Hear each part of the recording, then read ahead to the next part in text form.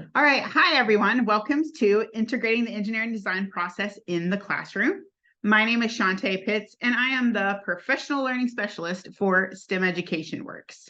So hopefully this is the right place that you're trying to get to and the right webinar that you were hoping to see. We're really excited to share some stuff with you. I have a master's degree in curriculum and instruction, and with a concentration in STEM education. So I've done some writing for the district that I was working in when I went to college for my master's degree. I helped build a STEM program from the ground up. So I helped write the curriculum. And now I'm just really excited to share some of the stuff, some of the tips and tricks that I used with you guys. So first things first, what today's webinar is about and what it's not about. I know as an educator, because I come from the classroom, that we overthink and then take things as like, I'm doing everything terribly wrong. I don't want you to feel that way. So I want to start out by saying this. I'm going to share what I've been doing and things I've used, but just know that how you teach in your classroom, there's nothing wrong with the way that you teach.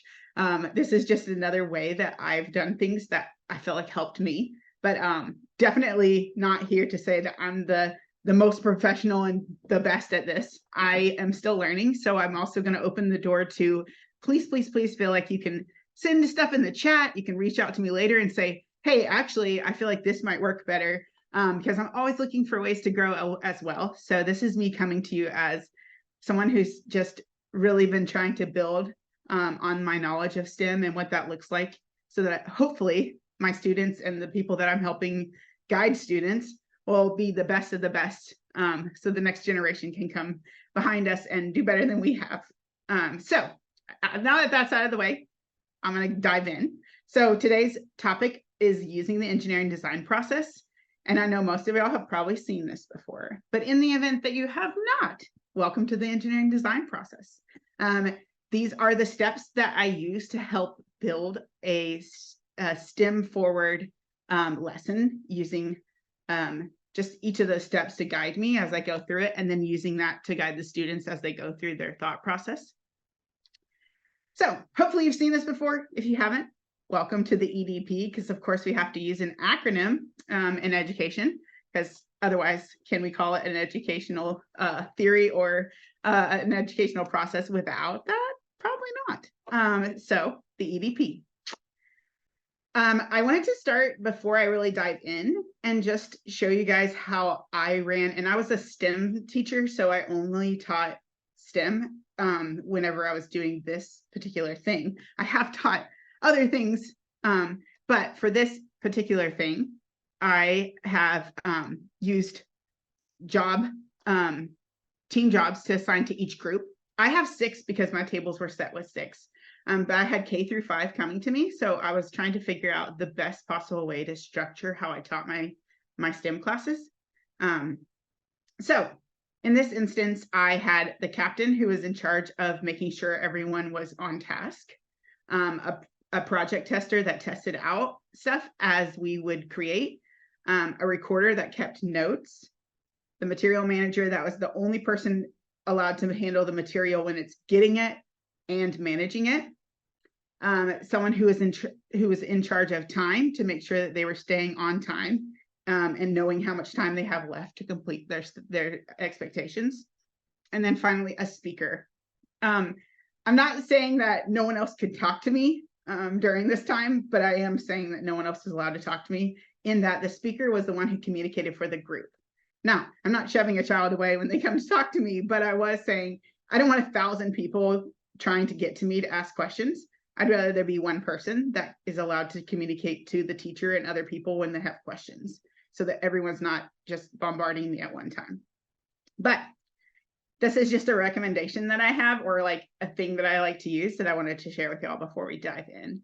And I'm sure most of y'all have seen something like this before, but I feel like it was really helpful as I started to implement these engineering design process lessons. It was easier to have a specific job set for each student. Everyone knew the expectation of that job. One last thing before I move on is that I did make sure that each time that we did an activity like this, the student that had, let's say, captain, the next week or the next time, they weren't allowed to be the captain, so that it wasn't the same person bossing everyone around. I taught gifted and talented, so you can imagine how many bosses I had in my classroom. So trying to save yourself from that is always helpful. All right, so first of all, we all have standards that we have to align our lessons to. So I started with the standards. Not at any point have I started with this many standards. I'm going to start with saying that. What I usually did was pick a standard that I was feeling like would be something that I really need to help drive home to my students.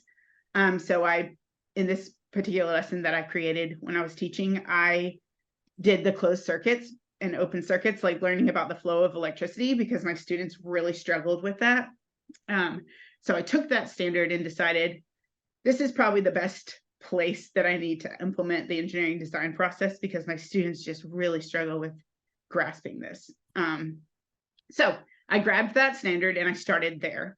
From there, as I started to add on to my lesson, I realized there's more and more things that I was doing. So I was able to add more standards throughout it. When I would be processing the lesson, I would be like, hold on, we're going to be doing some data analysis. Let me pull that mathematical process that we use and put it in there. These standards, some of them are Texas standards, because that's where I taught for this lesson. And some of them are the NGSS. So I implemented a few different types in this. Also, if you have questions or comments, don't hesitate to hit me up with this as I'm working through it. If there's a question while I'm processing this with you, this is an open door situation. I want you to feel comfortable saying whatever or asking whatever, or slowing me down or stopping me at any point. All right, so here we are at the very beginning. So I took that standard and I said, all right, now I need to make this standard come to life. So I was like, okay, I know that I'm going to have to provide this narrative for my students to make it meaningful. And these are a couple of quotes that I really liked as I was researching what it looks like to have a narrative in my classroom for this particular activity. So using storytelling, it really does bring to life these ideas and makes the content more meaningful. And it really does open my students up to more imagination and just, being willing to step outside the box. Before I go forward with this, I want to say this. I am just like outside the box thinker. That's just the way my brain works. But I do also realize there's a lot of people that are not thinking that way. So I'm not saying that I just sat down and was like, oh, I've got great ideas and started writing. I did have to do a little bit of digging to find it. What I did was looked up ideas of what other activities people have used in their classroom to teach this lesson. And then it sparked an idea for me to go off of that. I also will say, I know this could be a taboo topic technically, but you can also use ChatGPT or an AI thing if you wanted to and said, hey, I'm trying to come up with this idea, and get them to help you. Like, it's okay to get help if this is not your thing, because I realize it's not for everyone. But definitely the narrative is a really important piece. So I'm going to go through these and I'm going to show you my narrative for this activity as I work through it. And then I'll show you each of the things that I did to build this lesson. For me, it's a zombie apocalypse. Basically what I'm asking the students to do is to navigate out of the school with a light they created that they can turn off and on to help them get out of the school. Now, again, this is not for everybody. And I definitely wouldn't say that, oh, you should be this crazy and wild with it, or you should make up these make-believe stories. But it is okay to make believe and still bring the content into it. And that content is still going to be solid and real. Like, they understand, oh, a light is really important. This is how circuit is made, without having to do this whole narrative that I have with a fictional concept, right? So I'm going to say that to say this. If your activity was like, oh, there's a thunderstorm and our lights got turned off, now we got to make a light. There's nothing wrong with that. My students just expected a lot out of me because I went crazy to start with. So I set that standard for myself. And really, honestly, your students, the way that you teach, and make it fit you. This is the part, though, that I like to say. When I first started doing this, I put the word flashlight as the light. and I changed it to the word light because I felt like when I said flashlight and I looked around the classroom, it basically every student was making a flashlight. And I realized I kind of boxed them in what they could create. So going outside of your comfort zone and saying, I don't need to give them an actual example. I can just say the word light and see where it takes them. I've done that with multiple things in my classroom where I've given them an idea and then no one ventures outside of that idea. So actually honing in on, oh, it would be important for them to be creative instead of boxing, give them a lot wider range to work with. And you'll notice that there is more variety if you get a broader topic. Hopefully that's helpful. All right. From there, I like to go into to connect a career to this activity. I like to be really adventuresome in this because I feel like this is our one chance to really show students, not our one chance, but like when they're in our classroom, it's our one chance to show students the opportunity of careers they might not know about. So usually, they're going to pick a career that they're exposed to. So what their mom or dad or grandma or grandpa, aunts, uncles, anybody there around, what they do for a living kind of becomes what the students think is their route. But introducing new and exciting careers and telling them like, okay, this is electrical engineering. I don't know if you know what that is, but I want to show you. I sometimes tell them about, depending on the grade level, like what kind of schooling they would need if they wanted to do this. I think it's important to show these students what they can do with something if they really loved doing it. So if they got really excited from doing this activity, they can do it again further down the road and make it into an actual job where they can get paid. All right. Then I like to go into called building background knowledge. I'm going to say this lesson was not the foundation of teaching circuitry. I had taught it, and then I went into this as the activity to back up what I had taught them to make it become real. So I still did a normal day or two of teaching before this, of like really honing in on the concepts, and then I made them come to life for this one. I don't want you to think like, this is how I taught and that was that. I did try to make it more meaningful by adding this into this. Hey, Chauntée, can I throw a question at you? Yeah, come at me. So Daniel asked, thinking about materials, did you provide a set standard of materials, or did you let students come up with the materials they needed? Ooh, I love that question. I bumped my camera. Sorry about that. That is really dependent on your students as a whole, because I personally did a little bit more control because I was scared and it was new, and I became more adventuresome as I went down the road of doing this. But when I first started, I was like, okay, these are the materials I have. I'm going to let them pick from that. But definitely that could be something that you allow for them to pick and bring in if you want to. But really, it depends on you and also your students. Sometimes it doesn't work. And if they're used to doing this kind of thing, they probably will start creating their own material list. But I am going to show you in just a minute, like what the material list was. But that's a great question. Hopefully I answered that well enough. But if not, come back at me. I'm okay with continuing that. All right. So really quickly, while I'm at this part, I like to say this. Videos are amazing and can be very useful. But videos also can be like a filler where we use because we are not sure what else to put there. Just know if there's not a lot of purpose behind the video, students are not going to listen and they're not going to glean anything from the video, right? So what I do is I have this list that you see with questions that they're filling in as they watch this video. I try not to go outside of like the 3 to 5 minute video range because I know myself and after a while, I'm just not going to be listening to it.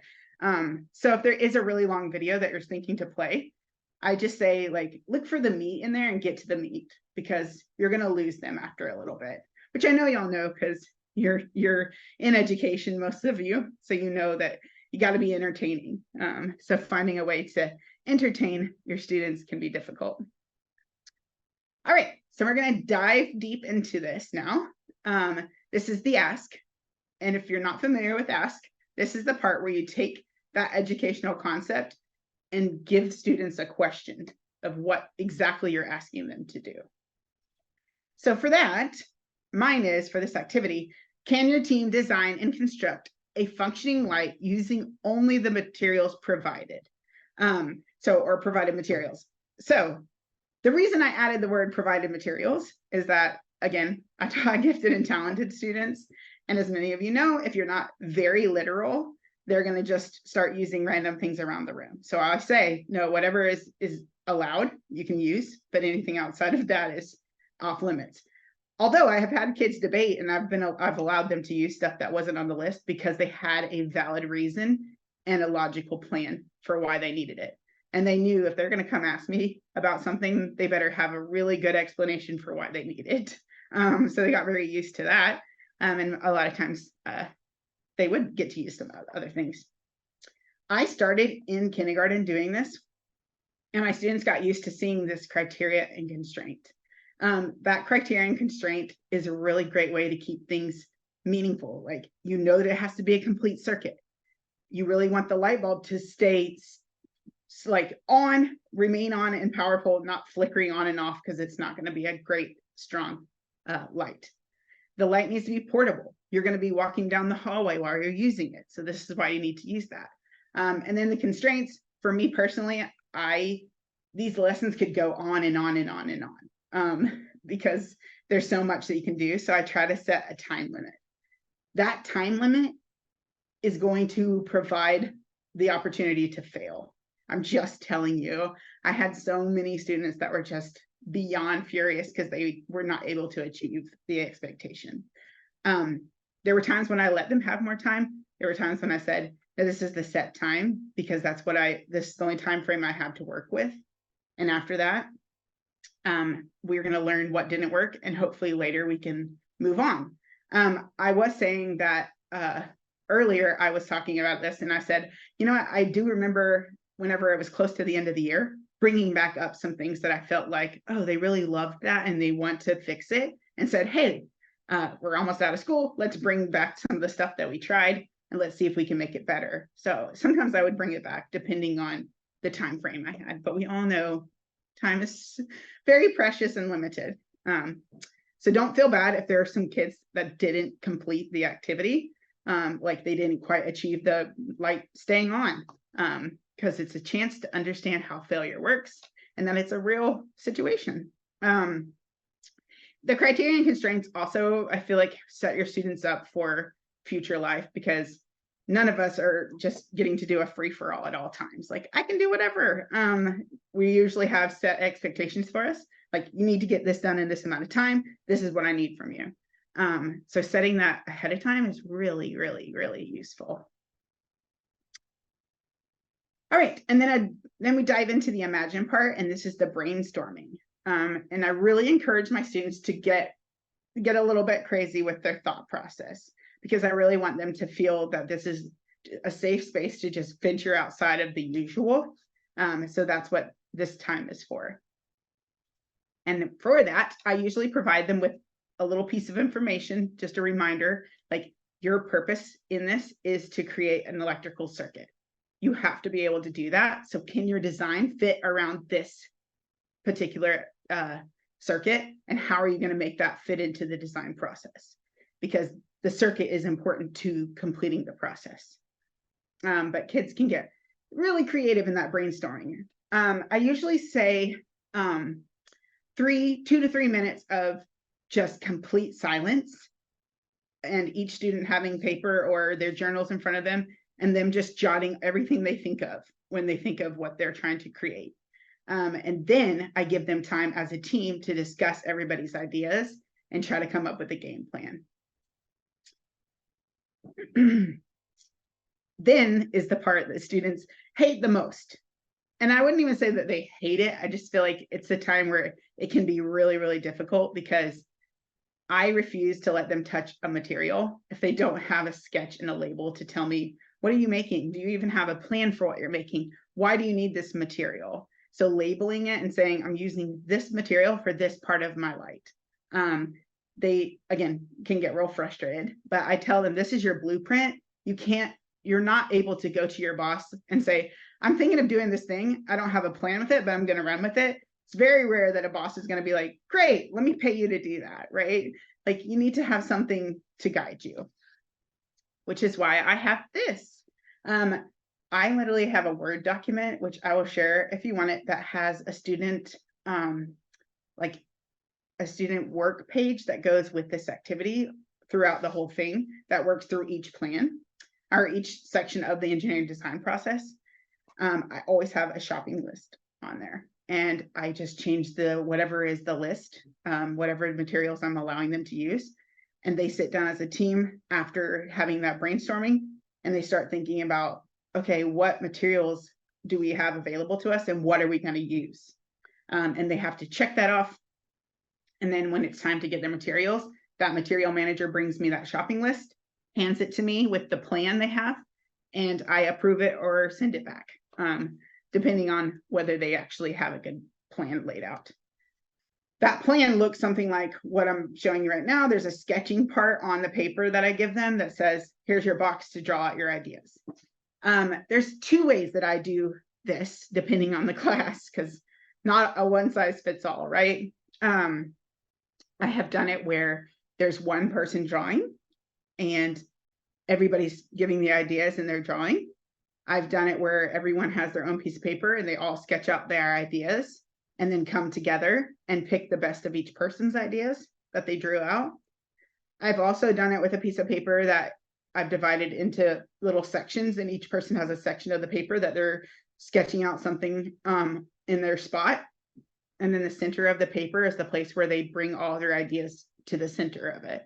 All of the ways have worked. I'm not saying that one is like more superior to the other. It really just depends on the collaboration of your group and the comfortable level of, I had this like really strong artist in my class. So everyone wanted the artist to draw, right? But sometimes that's not possible. So depending on them, I just made sure that they had something to consider while they were doing it, is like, what materials are you going to use to make each part? So you might have come up with an idea, but what material would you be able to use to make that part come to life? And don't forget that you have to make a circuit. What makes a circuit? And make sure you have that on your list. Give me 1 second, sorry. Right. Hopefully you didn't see that I'm a Cowboys fan, because I don't need anyone coming for me. All right, so we're at the create phase. This is the part where they're actually bringing their creation to life. This is the part that becomes the heartbeat of your students. I will say I've had lots and lots of students that had IEPs that were struggling in school, and this is the part where they came to life, because it was just very, very inspiring to them to get to build. I'm just saying, prepare yourself, because it is going to be very inspiring to watch. If you haven't had them do this, it's just, yeah, it really is great. It's one of my favorite things to watch. And it's also that part of the lesson that I'm like, it would be great if the administrator decided to walk by. It's that type of activity where you're like, I just need somebody else to see what's happening right now around me. So this is what I usually have, is telling the students, make sure you're using your blueprint. And with that blueprint, you're creating your prototype. And I know I mentioned earlier about the time. It really is about what you have available and what is going to work for you to be able to get what you need to get done. So give yourself some grace that there are times that you might be able to give them the time for everyone to like complete the activity. And there might be times that you can't. And I've had it all the ways. And there's been lots of processing disappointment, which is not a bad thing, right? We all do have to process disappointment, but yeah, just be prepared for that. If you haven't done it yet, there's some emotional processing that has to take place. All right, and then the test. For this activity, the testing is happening at the table as they're building, because they're creating their circuits. There are times when the testing happens after they've completed their design. If that's the case for some of my activities, I've created a testing zone, and that is the only place that you're allowed to test anything. If you are testing your design at your table, things are flying everywhere, that's just a hard no for me, because I don't need injuries. So the testing zone happens, and then that project tester is the one who's actually launching or doing whatever it is on the testing area. And the team is supporting and surrounding, but they're not all doing a bunch of that at the same time. It really did save a little sanity for me, if I'm being honest. So, but again, your classroom, your groove, the way that things work in your room might look differently, but that worked for me. I also gave them this paper that looks like this. It was a testing paper. This was a 5th grade activity. So I had them writing the results in and filling in this information as they tested. I also will say that I did it with kindergarten, but not this activity, but this concept. I did not do it with 5-year-olds. I could not imagine doing this with 5-year-olds, but more power to you if you do. And please send me pictures. But for mine, I had it said test 1, 2, 3, and then it had a box where they would check yes, or a box they would check no. So did your design work? Yes or no? And they would just have a check or an X. And that was their way of doing their data. Again, this is a great place to talk about the fact that when doing STEM, they should automatically just start merging into the other topics, not just science, not just math, but technology, engineering, and also reading and writing, because this data you can take and they create graphs with it. This data they can take and write a reflective piece from it. So I always say this can really lend itself to other areas pretty quickly, which math should already be integrated into it, but that data reading and data analysis, that's where this is playing a part. I also try to remember to put the criteria up again while they're testing, because I want to remind them, like, what is it again that I'm being asked to do? I have to have this, this, and this. Okay, am I following that? And then this is the part where I struggled the most, because again, my time was really limited, and it felt like I was never going to get there. So what I did was I made a little time to slowly start adding this in, because time was just, it is very important that they have time to reflect on their build, to reflect on their design, and also to make revisions. While they're testing, they probably are making revisions, but there also are times when it's just nothing's working and they have to start over. And that's the part that you have to use your own discretion at, whether it's worth that time or if it's time to move on. But during that improved time, I usually had journal questions that they answered. It might be my bell ringer for the next morning, where it's like, okay, now that you've had time to think through what took place yesterday, I need you to go through and list some of the things that worked, didn't work. What would you do differently? Did you meet the criteria or did you not? What frustrated you? Which usually that was a pretty big page of frustration when I first started doing it, for sure. So it was that part where students were able to just really reflect on how things went. And then from there, it really did help to have a chance for them to interact with each other and talk through what worked and what didn't work, whether it's with their team, whether it's teams meshing together and saying like, hey, how did you get that to work? Like, what did you do that was different than how I did it? And giving a chance to collaborate with other people is really helpful. I'm going to tell you that this is just a how Chauntée did things.